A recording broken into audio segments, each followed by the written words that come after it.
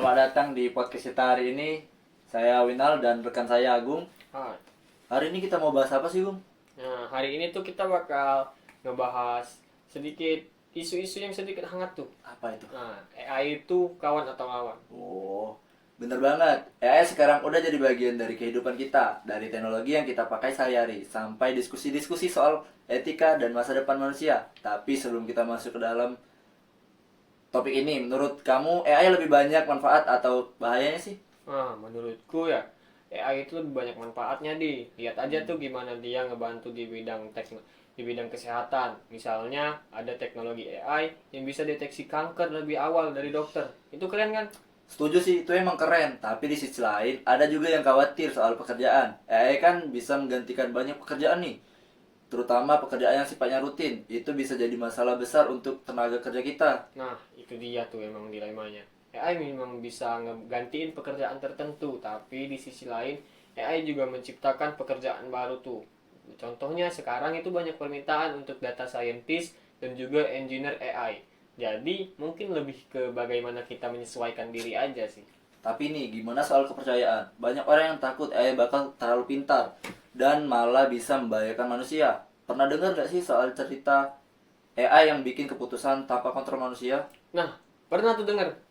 Tapi di film-film tuh kayaknya tuh. Oh. Nah, menurutku nih ya, itu lebih ke bagaimana kita bikin aturan mainnya aja. Kalau AI dikembangkan dengan etika yang kuat, aku rasa resiko itu bisa diantisipasi tuh. Yang penting keterbukaan dan pengawasan yang ketat.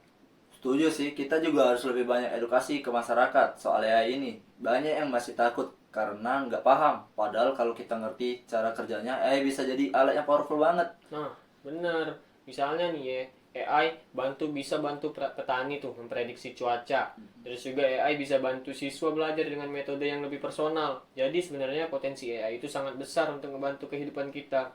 Ngomong-ngomong soal dampak AI nih, gimana menurut kamu tentang imbasnya AI terhadap desainer di kafe? Banyak desainer yang merasa terancam karena AI seperti Midjourney dan DALL-E bisa bikin desain otomatis. Itu isu menarik tuh. Memang AI seperti itu bisa bikin desain lebih mudah dan cepat. Tapi menurutku AI hanyalah alat. Kreativitas manusia tuh nggak bisa tergantikan. Desainer DKP sekarang juga justru punya kesempatan tuh untuk memanfaatkan AI sebagai partner kerja. Misalnya untuk eksplorisasi ide dan prototype. Jadi AI bisa mempercepat proses bukan menggantikan. Tapi kalau lihat dari sisi desainer, mereka kan butuh waktu buat adaptasi. Ada juga yang merasa teknologi ini bikin standar pasar jadi nggak adil, karena klien sering lebih memilih yang murah daripada kualitas. Benar juga sih, itu tantangan buat desainer. Tapi di sisi lain, ini juga jadi dorongan untuk terus mengasah kreativitas dan menonjolkan nilai-nilai yang nggak bisa digantikan AI. Misalnya storytelling atau konsep yang benar-benar mendalam.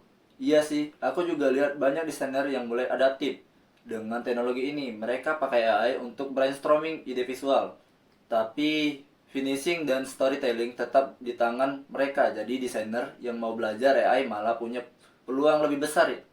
Bener banget, AI itu alat yang powerful kalau kita tahu cara gunainnya. Jadi buat desainer DKP ini lebih ke soal mindset. Kalau mereka melihat AI sebagai alat bantu, bukan ancaman. Jadi masa depan mereka lebih enak tuh. Tapi gimana menurut kamu soal privasi? AI kan sering pakai data pengguna untuk belajar dan berkembang. Itu nggak bikin kita jadi terlalu diawasi tuh. Itu poin bagus tuh. Masalah privasi memang jadi isu besar. Makanya penting banget ada regulasi yang jelas soal penggunaannya. Jadi kita nggak ngerasa diawasin dan ngerasa aman gitu loh. Tapi itu nggak cuma soal regulasi. Masyarakat juga harus lebih sadar soal apa yang mereka bagikan secara online. Karena bagaimanapun data kita adalah bahan bakar buat AI. Setuju banget AI. Jadi kita semua harus lebih melek tuh digital. AI bisa jadi kawan atau lawan tergantung bagaimana kita manfaatinnya. Jadi simpulannya AI itu lawan atau kawan sih? Nah, menurutku ya, AI itu kawan. Asalkan kita bisa mengendalikan dengan bijak, kita harus jadi kapten, bukan malah dikendalikan tuh oleh AI. Nah, gimana menurut kalian? Coba kasih kesimpulan di bawah di kolom komentar ya. Yuk, komen.